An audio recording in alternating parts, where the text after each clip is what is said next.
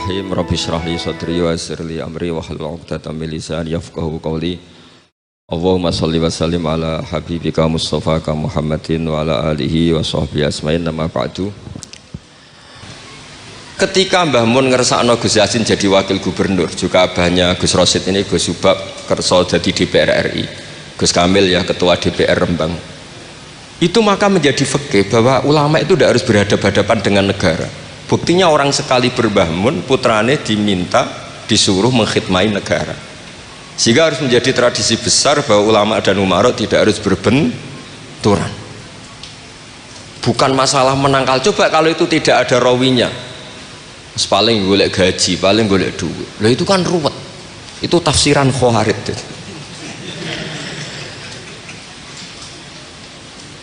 Jadi saya itu punya sanad mutasil. Saya berkali-kali ketemu abahnya Gus Rosid, beliau juga guru saya, Gus Subab, semuanya. Itu ketika beliau menolak itu Mbah Mun maksa.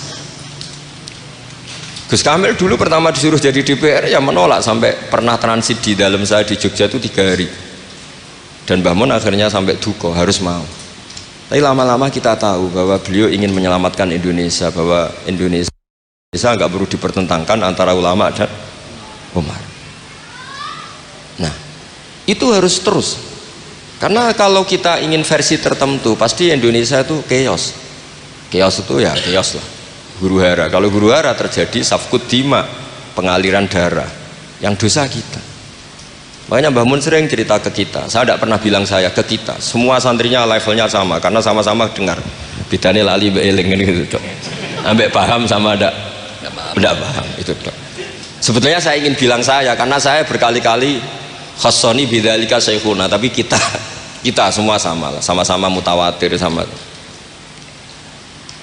Fiqhus siyasah atau fiqhul imamah atau fiqhul khilafah, terserahlah bahasa sampeyan. Itu juga harus diwariskan. Sehingga dulu sampean tak ceritani, dulu yang semi-semi Khawarij itu ya sudah banyak. Wah, Nabi itu harus ngomong akhirat terus, masa Nabi jabat? Oke, dari segi jabatan itu duniawi, kesannya buruk karena jabatan itu duniawi. Tapi kalau dibalik, atardo ayyaku nasolihu tahta yadidz zalim.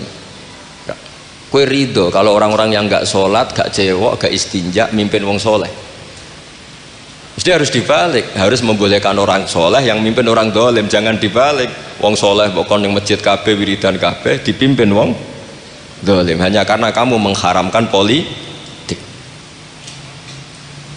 Jadi orang itu harus ngerti. Makanya ketika beberapa nabi itu harus kita tahu, ada nabi yang ngaji terus kayak Nabi Yahya, Nabi Isa. Ada yang nabi yang seumur-umur itu jabat kayak Nabi Dawud, Nabi Sulaiman. Kamu boleh meniru Nabi Dawud, Sulaiman jabat, tapi nggak boleh meniru istrinya 1000. Itu 4 saja masalah kita. Sitok wis kudu pegatan ya gitu. Rai-rai gak meyakinkan ini 1 aja sudah. Tapi itu tidak saya loh. Jadi sampai Allah menurunkan ayat am yahsudunan nasa ala ma atahum wa hum min fadli faqad ataina ala Ibrahim alkitaba wal hikmata wa atainahum mulkan azima. Jadi ada orang-orang soleh yang oleh Allah disebut bahwa mereka itu jabat. Gini ku alu Ibrahim. Ada banyaklah orang-orang soleh yang jabat.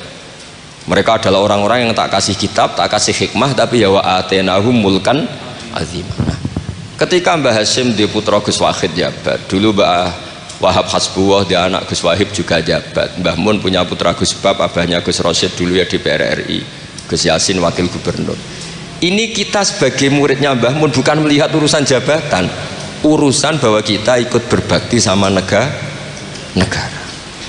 Makanya ketika Mbah Mun kapundhut hari Selasa tanggal 5 Dzulhijjah, itu saya masih ingat betul. Ketika itu saya di dalam, ada Gus Subab, ada Gus Naji, ada Gus Kamil, ada semua lah.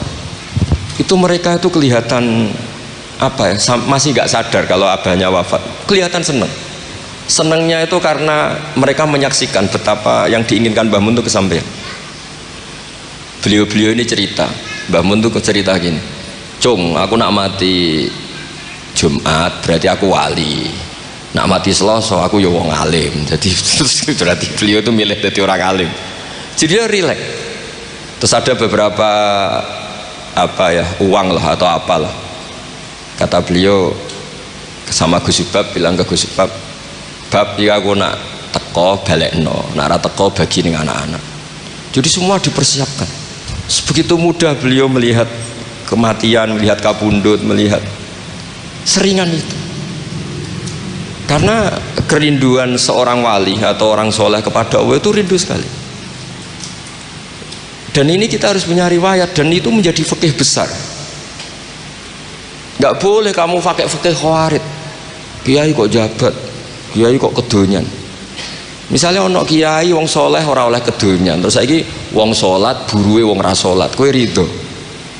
Wong salat buruhe wong ora salat, mergo sing salat mbok kon melarat. Dadi nak fikih aja fikih khawarid, fikih sing bener, maca majmu', nak ra iso maca jerone maca judule. Ya. Jadi ini ya saya mau cerita Mbah Mun itu satu khazanah besar, melahirkan murid-murid yang alim alamah ya banyak sekali, nggak bisa dihitung. Melahirkan murid yang bahkan putra yang cakap politik banyak.